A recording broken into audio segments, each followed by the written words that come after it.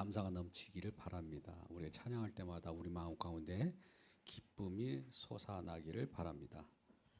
우리 주님은 언제나 우리 주님께서 크신 은혜로 우리와 함께 계시기 때문에 때로 힘들고 어려운 가운데 있을지라도 그것을 선으로 돌려서 기쁨으로 돌려서 은혜로 돌려서 우리를 만족해 하십니다. 이러한 주님을 모신 기쁨 속에서 오늘 말씀을 듣기를 바랍니다. 할렐루야. 오늘 마태복음 5장 17절부터 18절, 20절까지 말씀입니다. 오늘 말씀은 특별히 율법의 요구, 율법에 관한 말씀합니다. 17절 말씀을 한번 누군가 크게 읽어볼까요? 자, 우리 마태복음 5장입니다. 5장 17절 말씀 한번 뭐라고 합니까? 첫 번째 5장 17절에 율법이나 선지자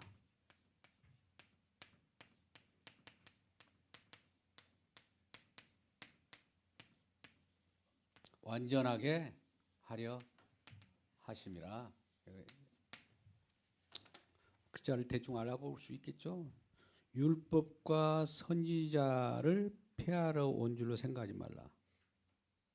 우리가 자칫 율법과 선지자는 여기서 말할 때 율법은 모세 오경을 말하고 선지자는 구약을 말합니다. 그러니까 율법과 선지자라는 말은 구약 성경이라고 그래요. 관용구입니다. 율법과 선지자 혹은 율법과 선지자와 시편 이런 말씀을 할 때는 구약 성경에 이 구약 성경의 모든 내용들은 약속으로 주어졌고 약속이 어떤 관계냐면 죄인 된 저와 여러분 죄인이기 때문에 죄인과의 관계 속에서는 약속이 어떻게 주어지냐면 언약 관계로 주어집니다. 언약으로. 약속이나 언약이 똑같은 얘기예요. 그런데 이 약속의 성격은 예언적 성격이 있어요. 내가 이렇게 하겠다. 약속하잖아요. 계약 같은 거 하잖아요. 그러면 그걸 수행해야 될 거 아닙니까? 약속이니까. 근데 하나님이 약속을 어기는 분입니까? 약속이 신실하신 분입니까? 신실하셔요. 약속. 항상 주님의 신실하심을 믿기 바랍니다. 신실하심. 많이 나옵니다. 신실하다. 신실하다. 믿음직하다. 미쁘시다라는 말도 하고요. 똑같은 얘기예요. 우리 주님은 하나님은 신실해요. 근데 인간이 뭡니까? 인간이 신실하지 못해요. 또 미쁘지도 못해요. 인간의 믿음도 없어요. 하나님은 신실하신데 인간은 신뢰성이 없어요. 이게 이제 문제죠. 이렇게 되는데도 이렇게 끌고 가는 걸 이걸 언약이라고 합니다. 이렇게 계속해요. 언약이 계속해서 성취가 되겠죠. 성취가 이 완성이에요. 완성. 이걸 완성하기 위하여 오셨다는 거지. 이걸 폐하러 언약을 깨려고 오신 분이 아니라는 거예요. 우리는 신약이 왔기 때문에 구약은 필요 없어 이런 사람들이 있어요. 초대 교회 때 이런 이단들이 많이 나타났습니다. 말시온주의자들 같은 경우는 구약 성경이 필요 없다는 거. 이제 신약만 가지고. 우리 한국에도 본래 처음에 들어올 때 누가복음만 들어왔습니다. 처음에. 그것 보고도 하나님 말씀을 우리가 다 접하고 부분을 통해서 전체가 알려졌기 때문에 누가복음 하나라도 족한 줄 압니다. 그때 한국 사회 속에는 복음이라는 게 들려지지 않았기 때문에 그렇습니다. 근데 구약 성경이 왜 있어야 되냐? 구약 성경을 통해서 신약 성경이 왔고 또 신약 성경, 신학은 밝은 빛이에요. 쉽게 말하면 구약 성경은 그림자라면 실체가 왔어. 실체로 빛으로 밝은 빛으로 그림자를 비추면 그림자가 어떻게 될까요? 실체로 변하겠죠. 그렇죠? 그래서 구약은 본래는 율법이라고 그래요. 구약을. 아까 율법과 선지자라고 하니까 율법이라고 하고 법적인 용어가 신약은 은혜라고도 하고 복음이라고도 하는데 본래 이렇게 구분을 했었는데 사실은 이 율법과 이 은혜로 이렇게 나눴는데 이 율법이 실체거든요. 실체는 빛 자체의 빛. 이 그림자라면. 근데 이 실체가 옴으로써 구약도 그림자도 사라졌어요. 율법에 이 모세가 두른 수건도 다 벗겨졌다고요. 이게 구약의 율법이 지금은 어떻게 우리가 받아들여야 되냐면 복음으로 받아요. 은혜로 받아야 됩니다. 그렇다면 지금은 구약이나 신약이나 전부 은혜의 말씀이에요. 할렐루야. 구약을 읽을 때도 은혜로 듣기를 주님의 이름으로 축복합니다. 구약을 읽을 때도 은혜로 받기를 주님의 이름으로 축복합니다. 그러지 않으면 구약은 율법이야. 지금도 율법으로만 보면 구약을 넘어서지 못한 자들이에요. 구약은 신약을 바라보는 오실 예수를 바라보게 되어 있는데 오실 예수를 만나고 나서 구약을 보니까 아 이거 그림자였구나. 모형이었구나. 예표였구나. 예언이었구나. 예언이나 예표나 모형은 실체가 오면은 비껴줘야 돼요. 주인이 오면 뭐라고 그래요? 주인하고 전 불러줘야 돼요. 그 마지막 구약 성경의 마지막 선지자가 누굽니까? 세례 요한이었어요. 세례 요한은 손가락을 이렇게 하고 세상 죄를 지고 가는 하나님의 어린 양이로다 이렇게 손가락으로 가리키고 저는 물러났어요. 그러면 뭐라고 말합니까? 그는 흥하여야 되고 나는 쇠해야 된다. 이런 우리 자세가 그래야 돼요. 우리가 복음이라고 하는 예수 그리스도를 복음은 예수 그리스도입니다. 내용이 예수 그리스도를 받쳐주는 그릇이라면 그릇을 누가 갖다 둔다면 아버지한테 그러면 그 복음 그 그릇 위에 속에 컨텐츠 내용이 누구냐 예수 그리스도예요. 예수 그리스도를 받쳐준 대로 이렇게 자기는 그걸로 끝나야지. 우리가 뭐 좋은 그릇에 그릇을 맛있는 걸 담으면은 뭐 맛있어 보일 수도 있어요. 인간사에서는 그렇죠? 오늘날 포장지를 잘 씌워서 앞으로 구정이 얼마 남지 않았지만 이리저리 지금 뭐 선물도 오고 갈 텐데 보면 너무 화려한 거 있잖아요. 근데 내용은 별 볼 일 없어요. 저도 아이들에게 장난기 있게 어렸을 때 많이 그런 걸 했어요. 상품을 주고 싶은데 내가 돈이 없어요.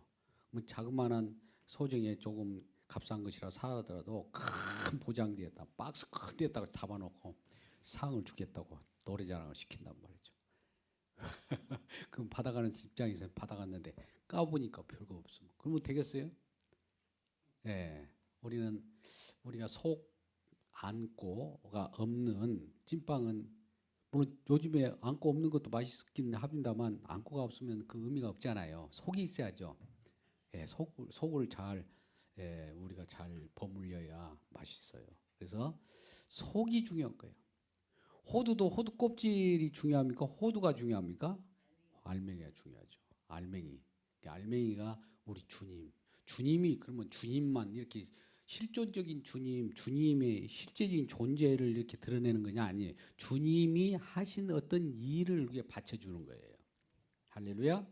우리가 믿는 믿음은 받쳐주는 믿음은 그러면 뭔가 움직이는 거예요. 행함이 있어요. 믿음 자체가 움직인다고요.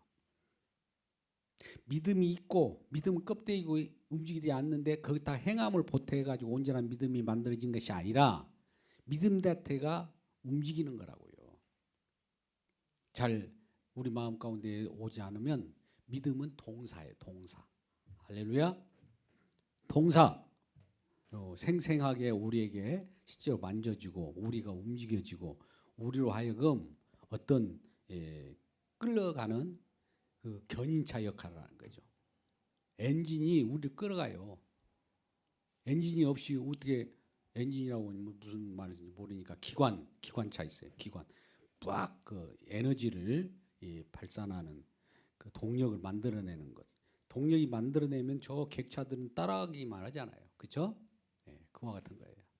그래서 오늘은 율법과 선지자는 구약 성경을 얘기한다. 이렇게 말씀을 드릴 수 있습니다. 5장 17절에 내가 율법과 선지자를 폐하러 온 것이 아니다. 지금 이게 어디 말씀 속에 들어있는 내용입니까? 5장 17절은 어디에 들어있을까요? 마태복음 5장에서 7장까지는 뭡니까? 산상수훈이에요. 산상수훈은 어떤 이렇게 묻겠습니다. 거꾸로 산상수훈은 예수님이 실천하신 어떤 덕목입니까? 덕목이냐? 덕목일까? 이 마태복음 5장부터 시작되는 심령이 가난한 자는 복이 있나니 저희가 복을 받을 거예요. 애통하는 자는 복이 있나니 저희가 천국을 소유할 것이요. 온유한 자는 복이 있나니 해가지고 쭉쭉 나가잖아요. 10절 같으면 의에 위하여 박해를 받는 자. 오전에 얘기했지만 그의 의의 나라와 그의 의와 그의 나라를 구하라고 하는 것 때문에 우리가 의 속에 살아가기 때문에 의를 가진 사람은 우리 주님이 의예요. 우리가 의는 아닙니다만 의를 가진 사람은 박해를 받아요. 또 의를 가진 사람은 가만히 있지 못해요. 의가 속에 있는데 아까 속이라고 했죠. 여기에 그릇에 속이 있어요. 속이 의예요. 이 겉은 저와 여러분입니다. 이걸 피라고 그러죠. 속피. 겉피로 표현할게요. 일단 겉피에 속이 들어 있어요. 그러면 이렇게 다니면은 일반 사람들이 사람 같지만은 사람 속에는 다른 영이 있어요. 다른 영. 여긴 성령이죠. 성령이 이와 같이 속에 예수 그리스도의 가지고 저와 여러분을 끌고 가는 거죠. 그러면 이 다른 영이 볼 때 이걸 뭐로 보겠습니까? 이 겉만 봅니까? 속을 봅니까? 예? 영들이 영으로 통해요. 성령이 있기 때문에 가만히 있겠어요? 그러니까 그 사람을 박해한단 말이죠. 핍박한다고요. 가만히 있는 거 아니에요. 신앙생활하는데 가만히 있어요? 비협이 있던가요? 뭔가 막 문제가 생겨요. 영적 싸움이 도래한 거예요. 이 영적 싸움이 도래했다라는 것은 우리가 구원받고 나오면 영적 싸움을 도래하기 위하여 군사로 뽑힌 거예요. 이걸 잠깐 우리 6월절 어린 양을 잠깐 생각해 보자고요. 오늘 말씀을 잠깐 풀기 위해서는 이 우리가 6월절이라는 거예요. 6월이 뭡니까? 이거 6월이에요? 아니죠? 그 패스 오버라고 하는 뭔가 넘어갔다는 거예요. 넘어갔다. 죽음의 사자가 애굽 땅을 전체를 지금 죽음의 사자가 장자재앙이에요. 초태생, 첫난 짐승이나 사람을 막론하고 처음 것은 다 죽여버려요. 다 죽인다고요. 죽음의 사자가 쫙 내려와가지고. 그런데 이걸 이렇게 이 집에도 어떤 집이 있어요. 집에도 죽임을 갖고 죽여 나가는데 전부 죽여 나가는데 어떤 집은 이렇게 돼요. 왔다가 그냥 넘어가요. 왔다가 그냥 넘어가. 집. 왜 그럴까요? 이 차이가 있어요. 이걸 6월절 날이라고. 6월절 날에 이와 같이 이런 일이 벌어졌어요. 왜? 여기는 물론 여기 문설주 인방에 피를 발랐어. 짐승에 피를 발랐다고. 근데 여기는 피가 없어. 피가 없네? 너 죽어. 이건 죽이는 거고. 피가 있네?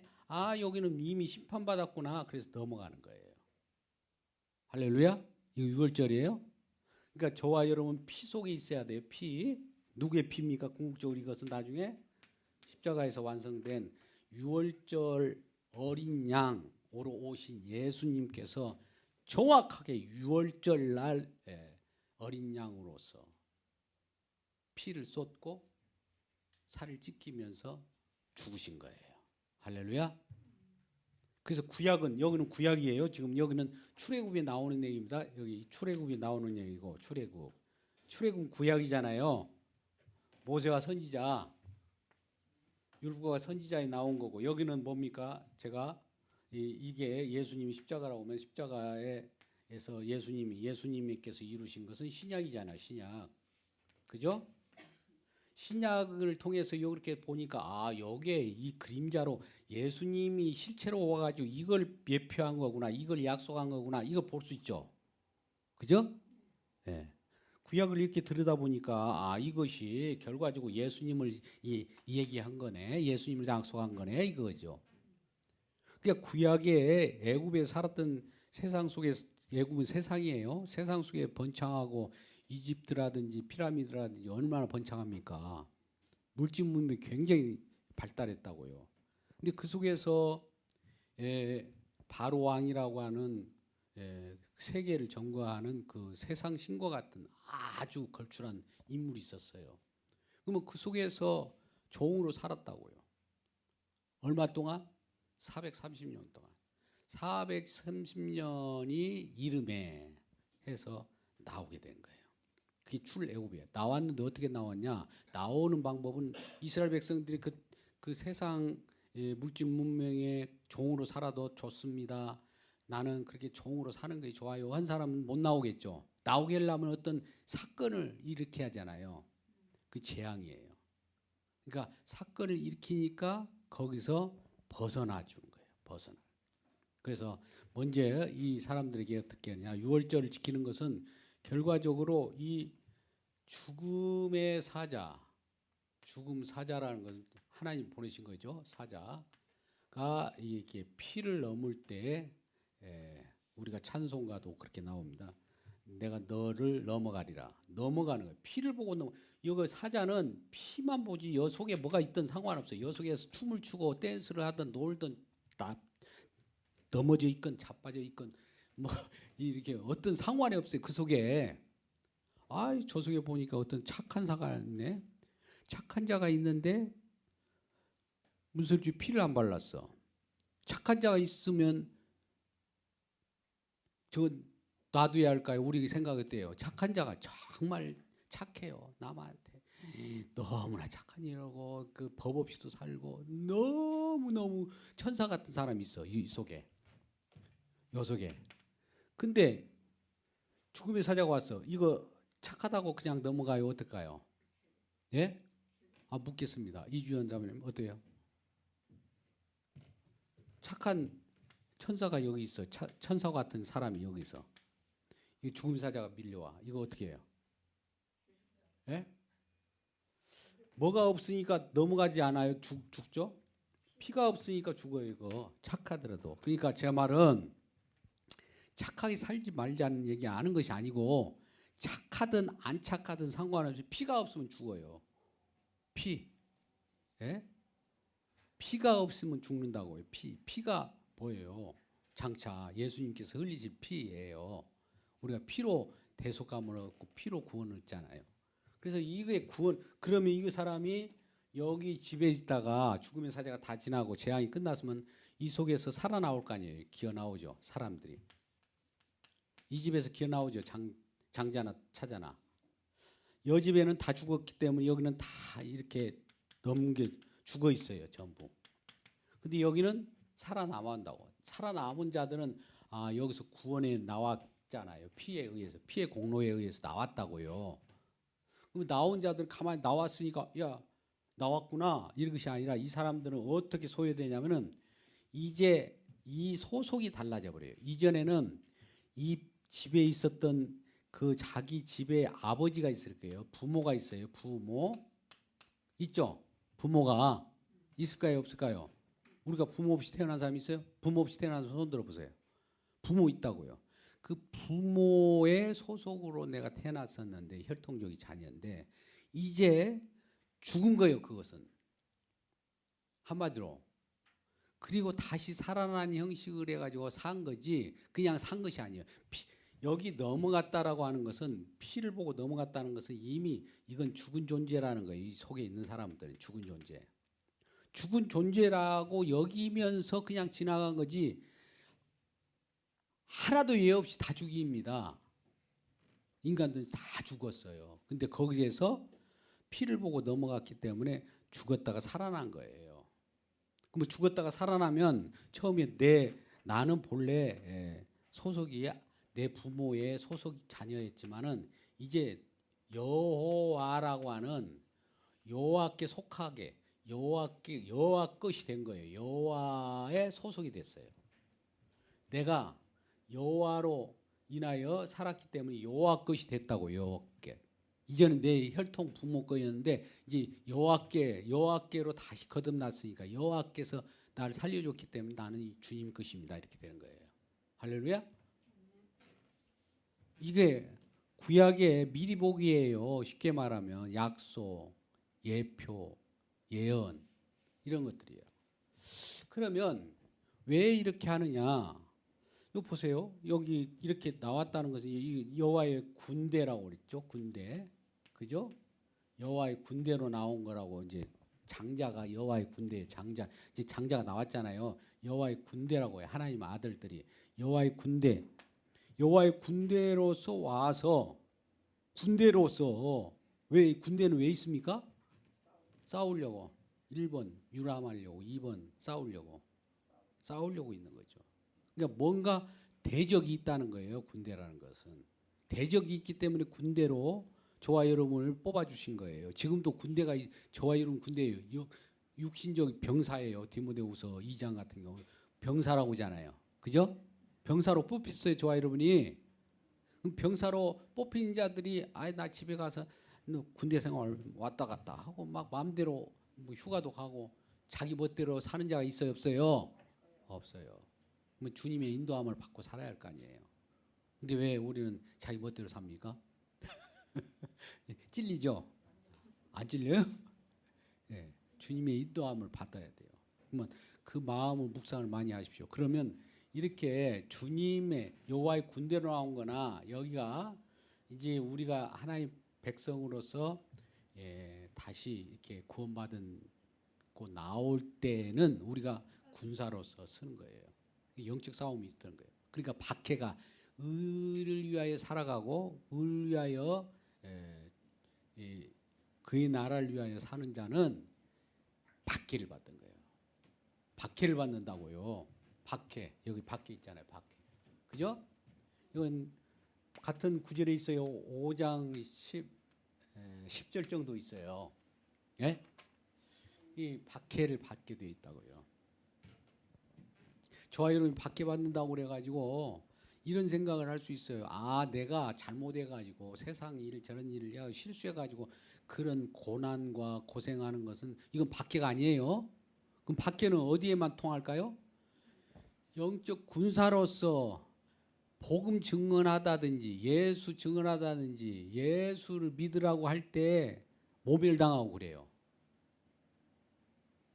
모멸당해요. 처음에는 내가 자신감 있게 가가지고 예수 믿으세요 그러면 너나 믿으라 하고 쫙 보면서 째려보고 이 사람이 멀쩡한 사람이 왜 예수 믿으라고 그러지? 막 이상하게 봐요. 근데 사실은 그가 이상한 거거든. 하나님 입장에서 보면 저놈 미친놈인데 우리를 미친놈으로 본다고요. 거꾸로. 이게 다른 거죠. 그래서 이러한 사실을 알고 여호와 군대로서 우리가 뽑혀 나왔기 때문에 영적 싸움에 주변에서 시비를 거는 사람도 있을 수 있고요. 좀 여러 그건 뭡니까? 이 뽑혀 나왔다는 것 자체가 뭐예요? 구원받았다는 거거든요. 구원받았기 때문에 박해가 있는 것이지 구원받지 않으면 세상과 동일한데 누가 그거 핍박하고 말 것도 뭐가 있어요. 내버려 두지. 그러잖아요. 박해는 그래서 온 거예요. 그러니까 누가 나를 박해한다 그러면 나는 구원받은 백성이 맞구나. 하나님이 나를 선택했구나. 나를 부르셨구나. 부르셨기 때문에 내가 지금 여기 이모저모 박해를 받네. 이걸 아셔야 되는 거예요. 그러면 이 부분이 시간이 많이 가니까 여기는 다른 거 6월에 대해서는 생략하도록 하고요. 자, 6월절 어린 양으로 예수님 오셔서 이 성취를 하셨는데 율법과 선지자라고 하는 이 구약 성경에 많은 구절이 있을 거 아니에요. 율법과 선지자는 율법의 요구가 있어요. 율법의 요구. 율법의 요구는 뭐냐? 한마디로 뭐 613가지라고도 하고 이걸 줄이면은 10계명이라고 하고 이걸 더 줄이면 뭐라고 그래? 하나님 사랑하고 이웃을 사랑하라. 사랑하라. 그죠? 사랑하라. 이거예요. 사랑하라 오니 간단하게 이런 생각을 하면 안 돼요. 우리 연민의 정, 내 자신을 사랑하는 것이 연민이라고 그래. 연민은 사랑이 아니에요. 자기 애착이지. 또 내 가족을 사랑하라고 하는 것도 이 사랑이 아닙니다. 그것도 한마디 집착이지. 그리고 이웃을 내 몸같이 사랑하라고 할 때 이웃을 불쌍히 여기는 것이 아니라 없인 여기면서 뭔가 던져주듯이 개에게 무슨 먹잇감 던져주듯이 하는 것도 사랑이 아니에요. 그렇게 하면 안 돼요.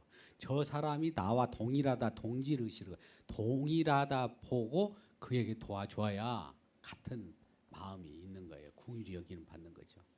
그러니까 사랑은 그냥 사랑이 아니라 인간적인 사랑을 우리가 많이 표현해요. 뭐 에로스, 또 에피쿠로스, 또 로맨스, 뭐 스톨기아, 뭐 사랑들이 여러 종류, 인간들이 하는 사랑들의 종류가 많아요. 뭐 우정, 뭐 그런 사랑도 있고, 우정이 사랑.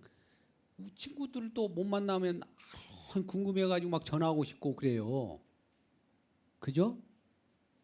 우리가 어디 집착할 때 어디 가면은 이 뭐 로또 같이 로또나 뭐 다단계라든지 뭐 그게 못 가서 미쳐요.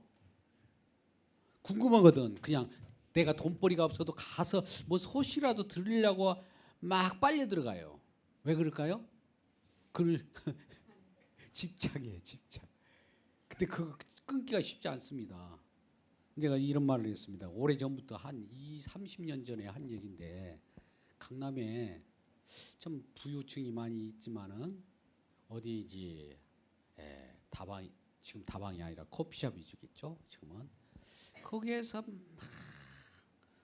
그때 당시로 수백억 얘기하고 수억 얘기하고, 오늘 같은 비트코인 같으면 뭐 수조도 얘기하지만 막 얘기하고 하루 종일 그 얘기하다가 가는데, 집에 가면 그 양반이 뭐냐, 라면 끓여가지고 달걀 끓이면서 아이고 오늘 하루도 어떻게 보내나 이러고 살아가는 거예요. 그러니까 이 현실은 전혀 달라요. 저쪽에 집안에 들어가갖고 방 한 칸에 거기 가지고 달걀 끓이며 냄비에다 라면 끓여서 하루 끼니 섬긴 사람이 나와가지고는 200조 얘기하고 300조 얘기하고 500억 얘기하고 막 하니, 그런 속에 빠져가지고 그냥 그 취한 맛에 그게 행복감을 느끼고 있다가 또 들어가고, 그 들어가서 그냥 있으면 못 견디죠. 또 나와야 그 속에서 그래도 내가 실질적으로 손으로 내 소주머니에 넣는 것은 없어도 그런 소리라도 안고 살아가자라고 하는 그것이 집착이에요. 이런 속에 많은 이것이 이제 우리의 우상이라고 하는 결과적으로 되는 건데, 이런 속에 그 중에 하나들이 이런 게 다 에로스나 에피쿠미아라든지 스톨기아라든지 로맨스라든지 이런 거 다 그래요. 진짜 사랑은 뭡니까? 아가페라고 표현합니다. 아가페. 아가페를 보셨습니까? 아가페 사랑. 아가페. 아가파오라고도 하고 아가페. 아가페는 아가페라는 표현으로도 부족해요. 이 사랑은, 하나님 사랑은, 자 하나님 사랑은 사랑이에요. 사랑, 이런 사랑, 아까 오늘 하나님은 사랑이시라라고 했잖아요. 사랑은 자마다 하나님께서 낳고, 사랑하는 분은 누구밖에 없을까요? 하나님께로 난 자는 하나님의 사랑을 가지고 다니기 때문에 사랑한다고 그래요. 우리 속에는 사랑이 나올까요, 없을까요? 없어요. 주님의 사랑이 우리에게 부음받았어요. 우리 이 말씀도 한번 항상 기억합시다. 로마서 5장 5절에 사랑이 부음받았다. 뭘로 부을까요? 성령으로 말미암아. 성령께서 저와 임하면 사랑까지도 우리에게 부어 주셨어요. 그러면 사랑이 부어 주었다는 것은, 사랑이 외부에서 왔습니까? 내 능력으로 됩니까? 외부에서 왔죠. 그러니까 외부에서 온 사랑의 주체자가 있어요. 외부에서 부음받았으면 이 사랑을 하늘 저 꼭대기에서, 쉽게 표현합니다, 이 낚싯줄 갖고 이렇게 나한테 연결했어요, 사랑을. 그래갖고 나를 주님이 통치해요, 이리저리. 끊어진 상태가 아니라. 우리 주님과는 항상 결속돼 있으니까요. 그걸 가지고 살아가는 거예요. 그래서 사랑을 전해요. 나는 이 사랑 받은 이 부음받은 사랑을 내가 전할게. 이거 뭘까요? 복음 전하는 거예요. 복음 전하는 거 외에 사랑은 없습니다. 자식 사랑합니까? 복음 전하세요. 그게 사랑이에요. 다른 사랑? 애착이에요. 애착. 전부. 내 자녀가 잘 되는 거 보고 내가 만족해요. 나 만족을 위해서 자녀가 잘 되기를 원하는 거지, 자녀가 잘 살든 말든 사실은 상관없이 느껴질 거예요. 그래서 자녀를 진짜로 내가 하나님 받은 사랑을, 자녀를 이걸 내가 받은 이 사랑을 전달하려고 한 것이 사랑 실천이라는 표현도 좋아요. 사랑을 전달하는 걸 사랑한다라고 그래요. 그러면 내 사랑을 전하는 것이 아니라, 내 욕심을 전하는 것이 아니라 주님께 받은 사랑을 전하는 것. 주님께 받은 사랑이 뭘까요? 우리는 복음을 받았잖아요. 생명을 받았잖아요. 복음이 생명으로 왔잖아요. 예수 그리스도가 우리에게 들어왔죠. 예수를 전하는 것이 사랑이란 말이에요. 여러분 사랑합니까? 가족 사랑해요? 이웃 사랑합니까? 못하잖아요. 사랑도 못해요. 우리는 이것도 못해요. 못해. 13가지 이걸 또 가지수로 펼쳐놓은 것이 613가지라고 하는 율법 조항으로 만들었어요. 이것도 못해요. 10계명? 10계명이라고 하는 거 10가지로 좀 축약했어요. 10계명 내용을 아십니까? 하나님이 날 다른 신이 있게 말지라 너희를 위하여 우상을 만들지 말라고 하면서 계속 해가지고 10개 나무 것을 탐내지 말라까지 있는데, 이 중에 설령 10개 중에 하나를 제대로 지킨다고 합시다. 그러면 하나님 말씀인 율법과 선지자 구약 성경이 이런 건데, 구약 율법과 선지자를 못 지키니까 폐하는 겁니까? 못 지키는 저와 여러분, 율법의 요구를 못 지키니까 우리는 안 되겠다. 그러니까 율법에 대하여 우리가 죽은 거예요. 못 지키니까. 그죠? 율법에 대하여 죽은 거예요. 이 말씀 잘 들어야 돼. 율법의 요구야. 하나님 말씀은 율법에 대하여 죽었는데, 죽은 자를 율법이 아니라 율법으로 죽었는데 은혜가 덮어져서 우리를 살린 거예요. 율법이라고 하는 것을 통해서 하나님의 심판이 임했어요. 이미 임해가지고 아까 우리는 그 안에서 죽어 있었어요. 이 죽은 존재네라고 하는 표현한 것이 피를 이렇게 감싸 놓은 거예요. 그러면 죽음의 사자가 갈 때, 이 피 보니까 이미 죽었네 하고 지나간 거지. 아직 살아있는 자들은 피가 없어. 그러니까 직접 죽여버리고, 여기는 이미 죽었네 하면서 넘어간 거예요. 죽었다는 건 이미 우리가 율법 아래에서 죽은 거예요. 율법 우리에게 주지 않았다고 하면서 구원파들은 얘기해요. 구원파들이 말하는 율법 아래에 있다는 것은 율법이 오기 전, 물론 율법은 이스라엘 백성들 애굽에서 구원한 다음에 그 위에 주어졌어요. 율법은. 그런데 그 전에 율법은 뭐냐? 선악과가 율법 작용합니다. 선악과를 따먹은 선악과 나무에 범한 그 내용이 아담의 실수였고, 아담의 후손 아닌 자가 있어요, 없어요?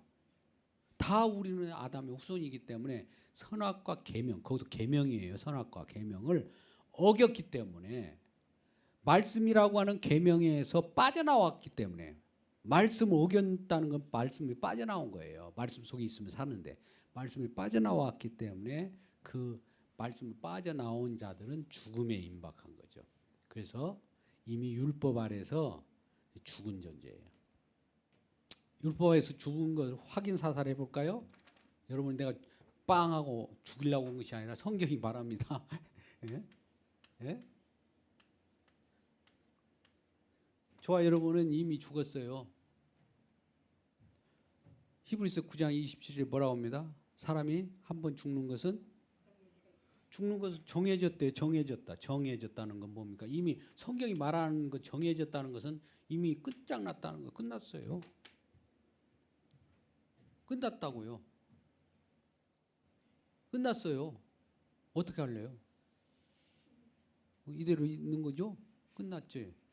이제 하나님이 끝난 상태에서 평평하게 다시 세팅, 리셋이라고 하십니까? 이거 뭐가 고장 나오고 그러면 아유 답답하면 다시 다 꺼고 다시 시작하는 거예요. 우리가 누전 같으면 뭐가 떨어지잖아요. 누전 차단기. 그러면 여기 코드를 빼놓고 나서 다시 세팅하면 되는 거예요. 똑같아요. 여러분 우리 주님께서 저와 여러분을 재세팅합니다. 재세팅, 새롭게 새창조하는 거예요. 새창조에서 나온 자들이 새로운 피조물로 이제 애굽에서 나왔어요. 군사로서 새로운 피조물이에요. 이 생명은 피에 의해서 피의 공로에 의해서 내가 구원받은 거예요. 그죠? 그러니까 피로 구원받은 저와 여러분이 이제 피의 생명을 가지고 살아가기 때문에 피로 나는 살았습니다를 증명하고 살아가는 거예요. 피만 자랑해요. 피. 여러분 피 자랑하십시오. 예, 제가 한때 우스개로 그랬어요. 요즘에 내가 출판 책들이 작년에 원고가 해가지고 요즘에 가끔 하나씩 나오는데요. 뭐 관심 있는 사람 보시기를 바라고 일단은 예, 피 자랑하라니까 책을 쓰려면 피 책을 쓰면 좋겠어요. 여러분 어떤 서점에 가고 피 주세요. 피 주세요. 피 책 달라고 해보세요. 그럼 어떤 일이 벌어질까요? 사람 가장 고귀한 가치가 피. 우리 주님의 공로예요. 그래서 일단은요. 그래서 구약 성경의 요구는 이와 같이 율법의 요구예요. 요구가 결과적으로 사랑으로 나타나는 사랑의 완성은 율법의 마침이라고 그래요. 그죠? 사랑의 마침. 율법의 이 로마서 10장 13절에 맞으면 사랑은 율법의 마침. 율법을 이룬 것이 사랑이라고 그래요. 사랑 우리는 못해요. 근데 율법을 누가 요구를 이루어졌나? 요구를 누가 담당해가지고 이루었을까요? 이 덕목을 이룬 것이 아니라 율법에는 뭐 착한 일 행하라 뭐 저런 인간의 선한 이런 인간의 도덕과 윤리를 얘기하는 것이 아니라 성경 윤리도덕책으로 우리가 땅의 책으로 보면 안 돼요. 하나님 말씀이에요. 생명 얻는 가치 있는 말씀을 가지고 예수님도 그냥 어떤 스승 정도로 그 덕목을 지키자 예수님 따라 살자 막 이러면 안 되는 거예요. 선지자 중에 한 명이다라고 생각하면 안 된다고요. 모든 어떤 유인 중에 한 명이신 예수님을 따라 살자 이거 안 되는 거예요. 예수님은 생명이 자체고 찬조주인데 우리가 그렇게 함부로 되면 안 되잖아요. 윤리 도덕으로 이 격화시키면 안 돼요. 윤리 도덕을 우리는 인간 사회에서는 고상한 품격으로 봐요. 그죠? 윤리 도덕 없는 사람은 저 사람은 좀 짐승 같다 그러죠. 근데 윤리 도덕은 자 그러면 두 가지로 분류합시다. 신자나 불신자나 윤리 도덕은 신자나 불신자나 그 지키려면 좋을까요? 안 좋을까요? 불신자도 잘 지키고 신자도 잘 지켜요. 윤리 도덕은 다 있어요. 뭐 윤리 도덕을 지킨다고 해서 저 사람은 신자다 이렇게 보면 안 되죠. 그죠? 예, 윤리 도덕은 좋아요. 윤리 도덕. 윤리 도덕 시간에 윤리 배울 거예요. 학교에서도 윤리 도덕 좋은 거예요. 고상한 품격이 이거 좋은데 이게 이 모든 이 신자도 지키면 좋고 불신자도 지키면 좋죠. 이건 사회법이니까. 그죠? 공자왈, 맹자왈, 뭐 논어, 맹자 다 배우세요. 좋아요. 또 전술도 손자병법도 배워도 좋고. 근데 이것이 여기를 예수님이 이걸 하려고 오셨어요? 예수님은 생명을 준다고 하는데 윤리 도덕에서 생명이 나오냐? 문제는 한번 묻게요. 여기서 생명이 나온다면 이걸 하라고 할 거예요. 생명 나와야 안 나와요? 생명이 안 나와요. 문제는 생명 나오면 누구라도 테레사 수녀 있잖아요. 얼마나 소중합니까? 테레사 들어보셨습니까? 근데 수녀예요. 테레사 이웃을 돕고 구제하고 평생을 자기는 뭐 이렇게 입지 않고 남을 돕는 그런 일만 했어요. 선한 일이죠. 선한 일. 윤리도덕이 대단한 고급. 그죠? 그러면 그는 생명이 있는 분이었습니까? 생명 예수를 믿었습니까? 수녀니까 뭐 예수도 믿고 뭐도 믿고 그런지 모르지만은 이런 일들은 윤리도덕으로 누구라도 할 수 있는 일이에요. 이거는 이 테레사 수녀는 수녀니까 물론 그 천주교이겠죠. 다른 윤리도덕이 다른 종교에도 얼마나 열심히 하는지 모릅니다. 윤리도덕. 불신자들도 열심히 해요. 근데 신자들도 이걸 가지면 좋은데 이거는 있거나 안 있건 같대 이제 생명이 아닌 것이 문제가 된 거예요. 그러면 생명이 아닌 걸 가지고 문제는 이렇게 보세요. 이 생명인 복음과 같이 이렇게 매칭을 시킨다고 봅시다. 매칭. 여러분 어떤 걸 따라야 됩니까? 이걸 따를래요? 이걸 따를래요? 여긴 생명이 있고 여긴 생명이 없어. 죽은 생명 따를래요? 진짜 생명을 따를래요? 마지막 시대에는 거짓 선지자들이 어떻게 많이 오냐면 이런 식으로 온다고요. 복음을 여기다가 이걸 흐릿하게 당기려고 광명의 천사가 이런 짓으로 나온다고요. 근데 사람들이 다 이걸 이쪽으로 다 몰입해 버렸어요. 언제부터? 한국 강단이 그랬다고요. 많은 사람이 이제야 깨닫고 그래 고상한 강남 지역에 부흥한 그 교회들이 전부 윤리 도덕 설교해갖고 저기 부흥하겠다. 그럼 과연 복음이 있느냐? 여러분 생각해 보시라고요. 지금이라도 부흥했으니까 부흥했으니까 뭐가 있었겠지. 여러분 부흥이라는 것은 사람이 많고 적은 걸 생각하지 마십시오. 지금 신천지 한번 보세요. 놀라워요. 그거 6만 명 착 대동하면 6만 경기장이 딱 들어갑니다. 그것도 일사천리. 그거는 이런 표현을 해서 죄송합니다만 장애인도 못 들게 해요. 미달이다고. 그런 자들이에요. 하나님 교회 이단이잖아요. 그들도 굉장해요. 지식층들이 다거가 있어. 심지어 조금 그 흉내를 내는 뭐야. 허경영 같은 경우도 뭐가 그렇게 얼마나 부유합니까 그들이. 그들 왜 누가 따르는 사람이 있으니까 거기가 뭐 부흥한 거 아니겠어요? 왜 따라가요? 그렇다고 해서 그거 따라간다고 해서 지금 하나님 심판해 갖고 막 죽입니까? 아니죠. 그대로 죽어 있는 상태로 가다 이거 또 죽은 데서 샀다고 그들은 영원한 제2 불못에 2번 사망, 백보자 심판에 거하면서 완전히 떨어져 낙오에 돼 버린 거예요. 조심하셔야 돼요. 이걸 영분별하시길 주님의 이름으로 축복합니다. 예. 이렇게 말씀드려도 그래 너는 그렇게 생각해라. 나는 그래도 가고 싶다 하면 어쩔 수 없지만은 하여튼 알아서 했어요. 저는 윤리 도덕을 가르친 교사가 아니라 나는 복음을 가르치는 설교자예요. 복음 전하는 자입니다. 그래서 이런 오늘 율법과 선지자를 폐하러 온 것이 아니라 누가 우리는 방금 같이 사랑도 못하고 아무것도 못하잖아요. 율법을 지키지 못했는데 예수님이 율법을 완성하라. 내가라고 이제 이 앞에 주어가 누구예요? 주어가 내가라는 주어가 있어요. 내가가 누구예요? 예수님 말씀하셨잖아요. 산상 설교니까.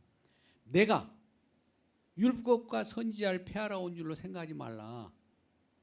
구약 성경을 없애버리러 온 것이 아니다. 내가 왔으니까 구약 성경을 저리 미쳐버리라가 아니라 나를 증언하는 그들도 손가락 역할을 했으니까 그들도 나 손가락 역할을 하는 것도 내가 왔음으로써 복음으로써요. 손가락이 처음에는 그림자적 손가락이지만 이제는 빛의 손가락이 됐다 이거죠. 할렐루야. 그래서 그들도 구약 성경이나 신약 성경이나 구약 신구약이 우리 성경이 정경이라고 그래요. 성경이 나를 증언한다. 예수님을 증언하는 거예요. 예수님께서 이제 이 완성하러 왔다. 여기가 좀 많이 복잡하니까 제가 이걸 폐하러 하고 완성 두 가지 의미를 생각해요. 폐하러라는 것은 없애려가 아니라 완성은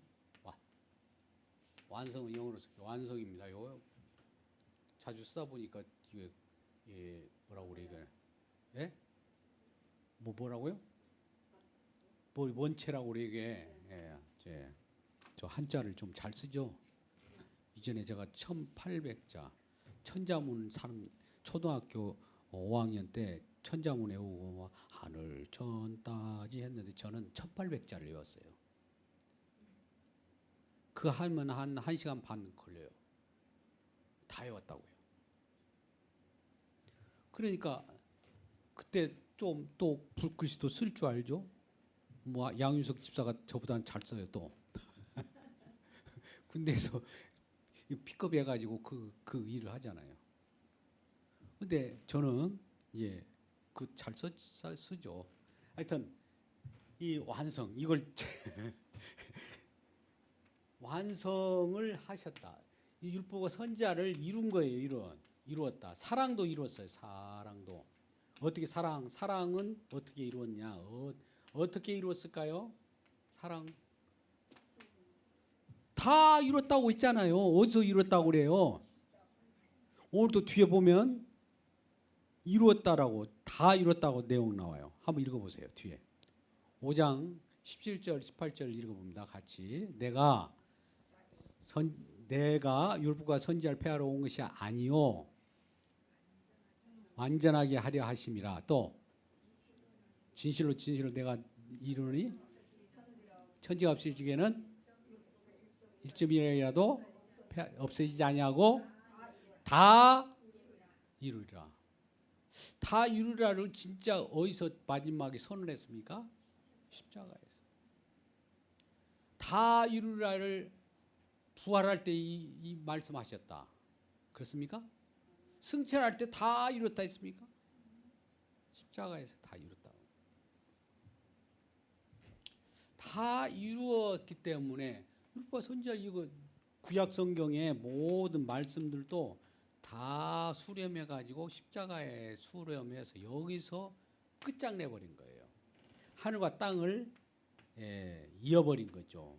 뭐냐면은 휘장이 위로 쫙 찢어져서 어떤 우리가 막힌 담을 헐어버리듯이 찢으면 이 주님이 막힌 담의 역할을 하다 막힌 담이 찢어지는 역할을 한 거죠. 뚫어버린 거죠. 소통하게 한 거예요. 우리가 걸림돌로 구약에 이것도 못 지키고 저것도 못 지키고 이걸 이제 우리가 신학적으로 불연속성이라고 그래요. 근데 연속시킨 거예요. 연속시킨 거예요. 하나님 말씀은 계속 연속이에요. 우리는 불연속이지만은 그런데도 불구하고 하나님이 열어주셨기 때문에 소통을 할 수 있는 길을 열어준 거예요. 그래서 우리 율법 속에 갇혔던 저와 여러분이 율법에 이제 처음에 여기 이 율법을 못 지키면 율법에 갇혔습니다. 저와 여러분이 율법에 갇혔어요. 이렇게 막 율법에 갇혔었는데 이 율법 안에 예수님 오셔가지고 우리를 꺼내가지고 이렇게 들어오셨다 꺼내서 나온 거예요. 이걸 출애굽이라고 해도 출세상이라고 하고 이걸 변호사상에서는 별세라고도 해요. 여기 있다가 여기를 꺼내놓고 나온 거예요. 어디에 갇혔어요? 로마서 11장 32절에 율법 가운데 갇혔다. 갇혔어요. 꼼짝달싹 없어요. 우리가 벼룩을 생각해 보자고. 잠깐 벼룩을 병막에 딱 하고 벼룩을 집어넣고 딱 눌렀어요. 벼룩이 아무리 오늘 이렇게 떴다. 오늘 천장에 조금 뚜껑이 닳까 했다. 조금만 뚜껑을 열 수 있을 것 같아. 조금 닳으면은 1000번 뛰면은 나올 수 있을 거야. 마음에서 떼보세요. 우리가 벼룩이라고 하면 죄송합니다. 비유를 너무 극단적으로 해서 벼룩과 같은 거예요. 뛰어봐야 그거죠. 그러면 어떻게 해야 나올 수 있을까요? 지가 뛰어서 뚜껑을 열 수 없잖아요. 그러면 뚜껑을 누군가 외부에서 열어줘 버려야 하잖아요. 할렐루야. 열어서 또 뛰어나올 수 있는데 열어서 잡아 당긴 거예요. 그냥 그러한 놀라운 일이 벌어진 거죠. 그래서 우리는 율법에 갇혔다가 나왔다는 것은 이건 율법은 처음에 갇히게 해요. 갇히게 해서 여기서부터 나온 거예요. 나왔다. 그러니까 왜 여기서 나올 수 있냐면 이것을 그러면 이렇게 율법이 작용을 하는데 우리를 죽이는 어떻게 보면 갇히게 하는 작용을 하는데 그러면 이걸 폐해버릴까? 오늘날 그러면 율법은 필요 없을까요? 거꾸로 얘기해 볼까요? 오늘날 율법은 필요 없어요? 율법은 필요해요. 왜 그러냐면 우리 죄를 모르잖아요. 율법은 죄를 알게 하는 거예요. 율법이 없으면 죄가 없어요. 율법이 없는 것처럼 행동하는 사람이 구원받으래요. 이미 구약은 필요 없다는 거예요. 율법은 필요 없다는 거예요. 율법이 먼저 작용하면서 은혜가 작용하는 거예요. 이 작용이 율법도 작용하면서 은혜가 작용하래요. 율법은 뭐라고 합니까? 율법은 우리들의 죄를 들춰내고 많아진다기보다도 본래 있던 죄인데 우리가 볼 줄 모르잖아요. 그러니까 너희 속에는 너희 비참한 이런 죄가 이렇게 많은 거야. 그러면 은혜가 많잖아요. 죄가 많은 곳에 뭐라고 그래요? 죄가 많은 곳에 은혜가 많다. 죄가 많은 곳에 은혜가 많다. 이 얘기하는 거예요. 본래 죄가 있었던 거예요. 많다기보다도 본래 있었는데 우리가 죄인지 모르잖아요. 근데 너희들은 죄가 이렇게 있어. 그 죄 때문에 율법에 의하면 죄를 알게 하잖아요. 아, 죄가 있다는 걸 알 때 나는 죄인임다를 고백할 거 아닙니까? 이 작용이 율법의 작용이에요. 그와 함께 죄가 있다 할지라도 죄가 있을 때 우리는 오라 오라 탄식하잖아요. 그럴 때 결코 정죄함이 없느니라. 오라 나오면 여러분 오라 나오면 오라가 안 나오고 결코 정죄함이 없다라고는 결코 정죄함이 없다. 이런 선언을 우리 받기를 원합니다. 결코 정죄함이 없다는 선언을 받으려면 오라가 나와 줘야 결코 정죄함이 없다는 말을 하지. 오라도 없이 가만히 있는 사람들 널 결코 정죄함이 없어. 무슨 소리인지 모르잖아요. 그죠? 여러분 구원받았어. 결코 정죄함이 없어. 이 말은 뭘까요? 아, 이전에 구원받았다고 온다고? 그냥 그 있는 대로 구원받는 건가? 아, 본래는 구원에서 떨어졌는데 거기서 건져가지고 구원에서 떨어진다는 건 죄악 가운데 저주받아서 마땅한데 예수님 대신 저주받아서 우리를 이렇게 세웠구나. 이것이 매칭이 되어야 구원이지. 그냥 구원 없어요. 값싼 은혜 없어요. 분별이 있기를 바랍니다. 그래서 이 완성하신 분들이 이 천국에서는 1.1학이라도 이것이 하나도 율법을 예수님께서는 어떻게 이루었냐면 그 문자 그대로 이렇게 한 구절 지키고 두 구절 지키고 이런 것이 아니라 전체 율법의 요구의 그 궁극적인 목적을 이루어 버린 거예요. 단번에 하나님께서 히브리 10장 10절 같으면 단번에 들이심으로 드렸다는 것 십자가에 자기를 내어줌으로 말미암아 우리가 저와 여러분이 거룩함을 입어버린 거예요. 거룩한 백성이 돼버린 거예요. 우리 주님의 공로 때문에 저와 여러분이 거룩한 백성이 되고 천국 가는 백성이 되는 거지 내가 노력해서는 아무것도 없어요. 주님의 공로입니다. 그것을 아시고 이러한 1.1핵이라도 우리 주님께서 다 이루었었다. 그렇기 때문에 하나의 말씀을 또 우리가 시사선택해서 이건 지키고 이것은 버리고 그것이 아니라 전부 지켜야 돼요. 아니면 전부 버리든지. 근데 전부 주님께서 지켜주셨기 때문에 우리가 말씀의 계명을 지킨다고 하는 말은 내가 지키는 것이 아니라 주님이 지킨 것을 믿음으로 받아들일 때 내가 지킨 것으로 여겨주는 거예요. 할렐루야. 이런 기쁨이 있기를 주님의 이름으로 축복합니다. 기도하겠습니다. 아버지 하나님 감사합니다. 오늘 주님께서 우리에게 구약의 율법과 선지자들을 폐하러 온 것이 아니라 구약 성경을 이루러 온다고 하셨습니다. 다 이루셨습니다. 또 이루신 내용들을 우리와 함께 거하게 하심으로 말미암아 이전에 내가 어떤 존재였는가를 알게 하시고 또한 그 속에서 우리를 구원하신 주님의 은혜를 감사하며 기뻐합니다. 이러한 자들로 함께하여 주옵소서. 예수님의 이름으로 기도드리옵나이다. 아멘.